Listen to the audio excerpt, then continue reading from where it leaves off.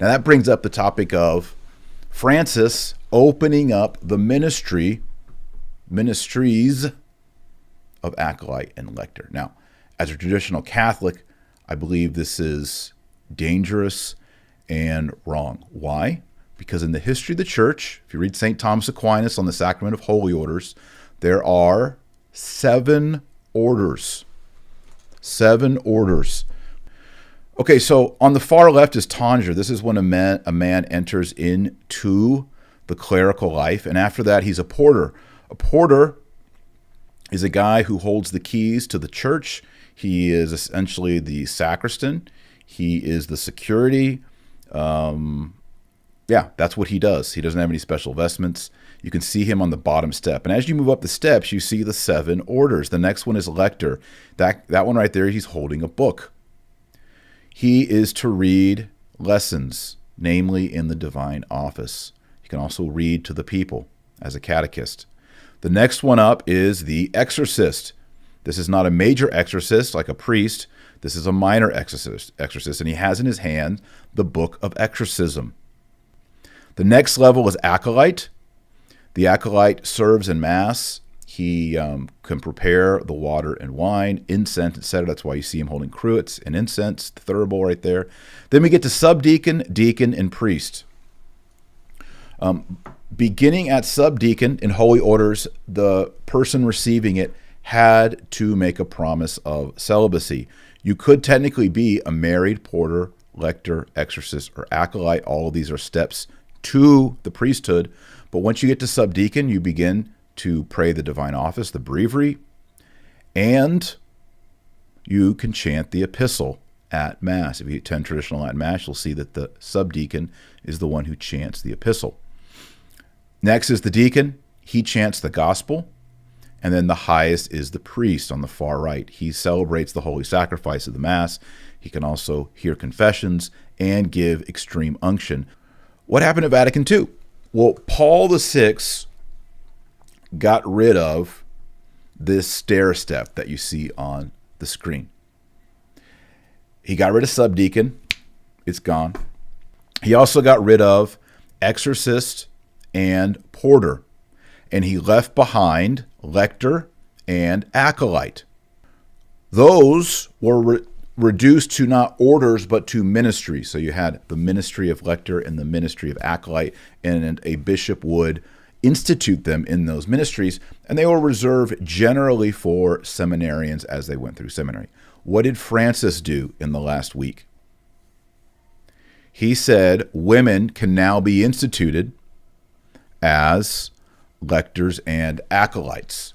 According to the traditional understanding, he's basically saying that the bottom 4 steps right there, that can now be women. Thomas Aquinas would have understood this as women in holy orders. No bueno. The liberals are right when they say that by introducing women into the office of lector and acolyte, they're preparing women to enter into the diaconate and then perhaps their desire into the priesthood. This is what's going on. Now, Benedict XVI was repeatedly against women's ordination. Of course, he and none of his successors ever imagined in the history of Catholicism that you would place women in these ministries. Previously, we would have called these minor orders. I still call them minor orders because I'm a traditional Catholic. But even if you say they're ministries, you are now saying that there are women ministers, thanks to Francis, as of last week. So moving forward, in summary, I believe that Francis will continue to be more progressive, especially now that Joe Biden is the president of the United States. You know, people are saying already, well, Biden is a Francis Catholic, and people are saying Francis is a Biden Catholic. I did a video the other day showing that Pope Francis is featured prominently right there next to Biden in the Oval Office. And I think we'll see the two of them meeting more photo ops. And we're already seeing the American journalists. Actually, I saw this in an English journalist this morning. They're already amplifying Biden as a practicing Catholic. They're going back to that old term. He's a practicing Catholic. And yet, he's just like us. He's for, tolerating abortion, promoting abortion, LMNOP, all the issues. And this is what they want. It's a new kind of Catholicism. It's not the Pius XII Catholicism.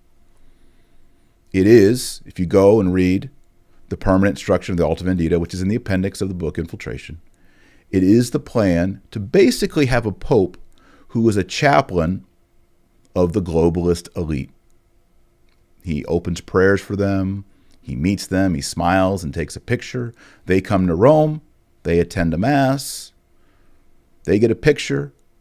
And the Pope is simply there as a grandfather to pat everyone on the head and say, keep going on your globalist agenda. I'm with you. That's what's described in the early 1800s in the Alta Vendita. And that is what we're seeing today. And I don't think, in conclusion, that we're going to see bishops, archbishops, and cardinals stand up and say anything about it until either Francis passes away or Benedict passes away. One of those is going to be the catalyst, the spark that gets the hierarchy vocal.